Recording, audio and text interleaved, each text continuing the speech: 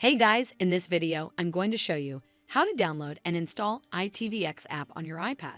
So the first step is to tap on this icon to open up App Store on your device.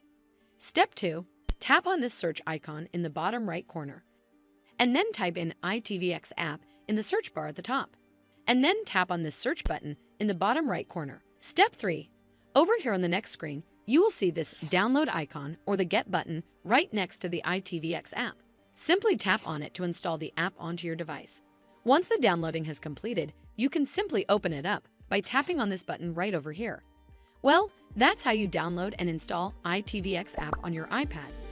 I hope you found this video helpful. And if you did, make sure you give it a thumbs up to see more videos like this, and don't forget to hit that subscribe button. We'll see you in the next one.